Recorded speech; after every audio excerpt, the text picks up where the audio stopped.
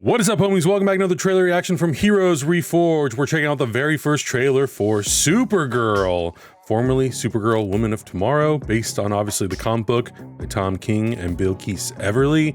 I was just telling Hector, I'm in the middle of rereading it, and there's some stuff that happens that I kind of forgot a little bit. It's been a few years since I read it. It's very, very good though. Very colorful, very vibrant, very violent, and I'm very curious to see if this movie, how much of that tone, and there's also humor peppered through it obviously as well, but how much of that it's really going to adapt straight from that comic book, because I know how it is with adaptations, and I think people are maybe already setting themselves up for a little bit of failure by convincing themselves that this is going to be like a one-to-one adaptation of that comic book. And I think as we know, historically, it's always loosey-goosey. It's never one-to-one. Like, I think this could end up being one of the most sort of translations, like one-to-one translations that we've seen, faithful translations. But I still am like, just err on the side of caution. It may not be exactly like the comic book, but conceptually very much so. I think it has the most going for it in that regard, because out of all of the projects that James Gunn announced now a couple of years ago, out of all of them, this was the one that I think was closest to maybe like Swamp Thing, also with the Alan Moore run, was like talked about in terms of like, this is definitely going to be an adaptation of that era and that series, but this is like a one and done graphic novel. And James Gunn, when I had the chance to talk to him for 5 minutes for the Superman press junket, he talked about how he considers the DC comics that were like the original graphic novels, the things that sort of started with Dark Knight Returns and Watchmen in the 80s and went up all the way through to 2006's All-Star Superman. But then even now with Supergirl, Woman of Tomorrow, it is like all of those books are out of continuity, out of the mainline DC universe, things like Superman Red Sun and just like on and on and on. And James Gunn was like, they're the greatest comics ever made. And I think that he's aware of that and he wants to tap into that while also being like, but can we fit it into the larger DC universe and actually like make it canon and make it fit? So then it was announced that Lobo is going to be in this. And I was like, oh, that's so brilliant. That's such a great way to have both, you know? And I think that there's been a great conversation online, because I also reread this like I want to say a few months ago, but not too long ago. So it's pretty fresh for me. And my partner Abby read it for the first time and she loved it.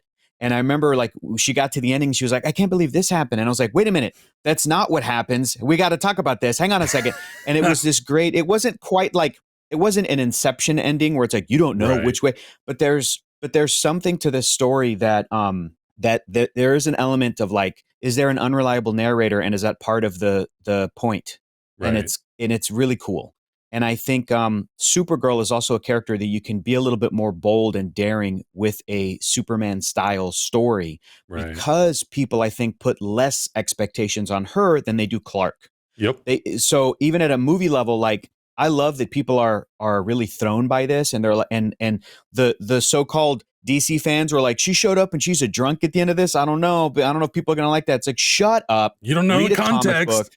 You don't know the context at all. And I think it's such a great entry point to this character. But the conversation I mentioned a second ago, I've seen people have are like, should fans read or reread this before? Like, if you've never read this story, should you read it before the movie or after? I think good question. Because I'm definitely the type of person who's like, I'll read the source material after, because if it's been a while or I've never read it, I don't necessarily want to know what happens, because then I will set an expectation in my brain. Well, if it doesn't do what the book did or doesn't do what the comic did, then it's not going to be good enough.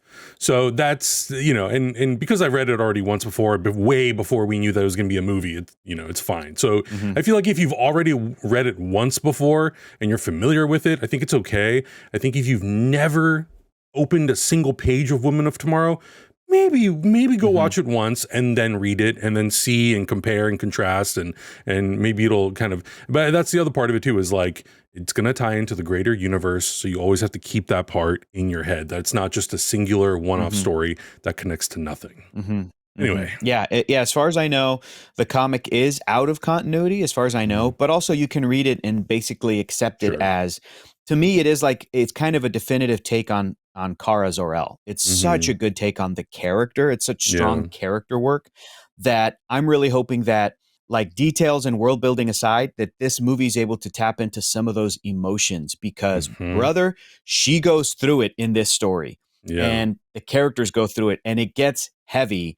And it's really cool knowing that after even Superman, where James Gunn still was able to tap into fictional countries, but then you see some real horrors and you kind of get a PG-13 version of like, this is what really people in a bad position, this is what they have to deal with. And it can be real heavy. I'm really hoping and looking forward to this movie taking on some of that emotion because the character deserves it. And enough of us yapping, dude. Let's watch this trailer. I'm very excited. All right, here we go. In 3, 2, 1, go. Krypton, go.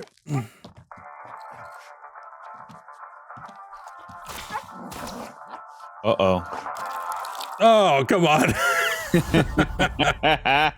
You managed to get most of it on the paper this time. Good job, buddy. She's hammered drunk. Oh my God. I, Kara Zor-El, hereby declare that 23 will be the best year yet. Oh, she's 23 in this. All right.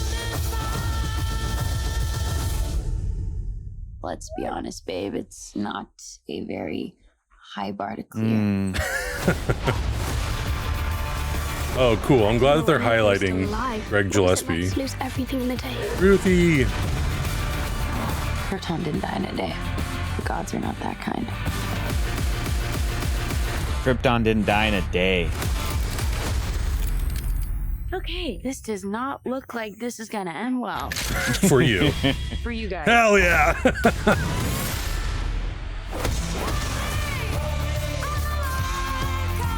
Wow. Do others on your planet have powers like you? No, it's a pretty small group of 2. Oh no. Dude, this looks awesome. Oh shit, Lobo. Yeah. He sees the good in everyone. And I see the truth. I see the truth in everyone. Oh, hell amazing. yes. Hell yes. Yeah. There it is. Nice. Wow. It was Really cool great. to get a little tiny glimpse. Oh, and this yeah. right here. Hold on, hang on. Back the train up. Hold the phone. That's the best, dude. That's it right there. Best. That's the icing on the cake. Oh, that makes me so happy. Yeah, that's awesome. Yeah, and you know, I'm honestly, I have the physical copy, but I just popped it open on DC Universe Infinite because it's such easy thing to get through. You know, you can just scroll through panel to panel, page to page, whatever you want. This was a really great first look. And I think it is going to throw people because I think people are going to look at it and go, why is she a drunkard? Like, what's happening? And it doesn't give you, all the context, right? Like, you don't exactly know why. But I think it's an intriguing premise for people who maybe like don't know. At least I think that like, if I was watching this, I'm going, wait a minute. Okay, she's not on Earth. She's a drunkard. Like, what is she going through? What's happening? And I think that comic book, as it slowly starts to like reveal and peel back layers of the story, it does a really great job, especially having Ruthie as the narrator of sorts, giving you these little bits and pieces of what's happening. And then you slowly get pulled in more and more emotionally. So I'm getting that kind of vibe from this teaser that we could kind of, they might be mimicking some of those same storytelling elements, which I think would be great. It's different. I like that. It's almost like, I think that this, I agree with everything you said. I think this teaser is trying to set up the vibe, is trying to set up this main character of Kara, that she's like, I mean, just the music alone makes this feel, and the sets and the look of the alien characters, it's that sort of alien look of like, these are all junkers. This is very Star Wars and very Guardians of the Galaxy look. And it almost feels like this is a movie crammed through the James Gunn grinder to like, oh, this is James Gunn's take on Supergirl. Oh, this must have been what he brought to No, dude, that's what's so funny is that this all comes from this comic that James Gunn had nothing to do with. Right. That I'm sure Gunn picked up when it was coming out and he went, this is exactly my vibe. This is exactly my style. heavy metal. And Yeah. So I'm really excited that Gunn, I mean, from the beginning, and again, like announcing all those projects, it's like Booster Girl deserves a TV show, Swamp Thing deserves a movie, Amanda Waller is going to get a TV show, all this stuff that I agreed with everything. The Authority is going to be a movie.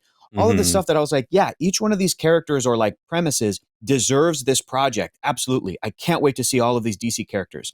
And then when he Mhm. got to Supergirl, he goes, Woman of Tomorrow.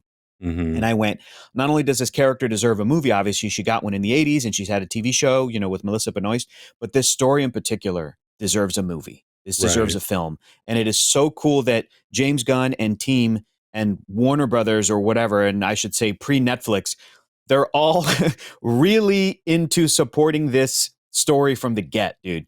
And Yeah. so that it makes me very excited to see little glimpses of it throughout this trailer. And yeah, dude, I'm so it's very cool that we got just like a one shot at Lobo, maybe a couple of shots, but there's Yeah. no real moment of that. I think that's going to be a Mhm. real fun surprise. But yeah, this feels like a Guardians of the Galaxy movie because truthfully, Woman of Tomorrow, the comic, kind of feels like that. It's this Yeah. junky, trashy outer space DC universe. It's not clean. It's not Star Trek in a lot of ways. It is like uh, um, uh, um, what's the word I'm thinking of? A debaucherous Star Wars is what Yeah, it feels yeah. like when you read it. Yeah. When you read it, there's definitely beauty to it. Don't get me wrong. And Totally. the artist, Bilquis Everly, she can add that beauty to it. Mhm.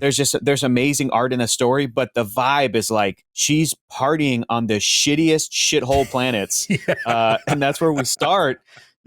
So yeah, it's great. But I think this teaser at the end of the day is about convincing people to come and check out this movie because this is the vibe. And I think they Yeah. nailed it. I think the music is there. I think the music's the right choice. The gods were not that kind. Krypton wasn't destroyed in a day. Little tease Right. for what we're talking about and what she's going to go through. But also just a fun action romp, dude. It looks really great. Yeah, I agree. And So I excited. think unfortunately the thing that you'll probably hear about the most online today is how it feels very Guardians of the Galaxy. But just like you said, Sure. when you have the context of that comic book, you understand It's really funny. Yeah. you understand why creators like James Gunn leaned into that, because it is very much in line with his kind of style of what you would expect from a shared universe of his to be very diverse. But it's also very unique in like what it is. Like there's not a lot of comic books that look and feel and sound like Supergirl, Woman of Tomorrow. It's very kind of Yep. unique in a lot of ways. And my only hope is that that comic book is very vibrant and colorful in certain parts, like incredibly same. colorful and very creative with like sunrises in the skies and the mountains and the cityscapes and the aliens. So my simple hope is that, and we're getting glimpses of it, is that is just fully translated into this movie. Like I want there to be moments where you're like almost overwhelmed looking at some of like the cityscapes and even the interiors of the spaceships and stuff. So that's like my only one thing that I hope Yes. really gets translated into this thing. And it kind of seems like we're getting there, but we also have kind of a limited view of what this movie is because it's the first teaser. So I don't want to put too many expectations on the movie yet. Yeah, and not to say that you can't get that kind of vibrant color with practical sets, but I'm also wondering if Right. like this teaser was cut with, oh, this is the stuff that we have ready to go. These are the sets. Exactly. These are the dingy bars There's still where 6-7 Kara's months to hanging out go. in. Exactly. They're doing visual effects. And I would really love to see, because I think about vibrancy in superhero movies. I do think about Guardians of the Galaxy. I do think Mhm. about Suicide Squad, James Gunn's movies. I think Guardians really brought a lot of color to, at the time, the MCU was trying to be more grounded and realistic. And Mhm. people talk about the grayness of the MCU a lot. But a lot of those colors, especially in like Guardians Volume 2, very much the CG, the planet, the ego, Mhm. like that's where a lot of those colors really popped. And I'm really hoping we get to see a bunch of that as well. But this looks like it's a lot of the grungy side of Kara's story in this teaser, which is cool. So I'm like, maybe that's why we're not getting as many of those colorful pops. But I agree. I'm hoping that in the next couple of months and as more CG and more visual effects get completed, that a trailer, this is like a teaser trailer, right? That trailer 1 and trailer 2 Yeah. and maybe show some of that stuff off. But look, also, dude, at the end of the day, this is another reason why comics are great.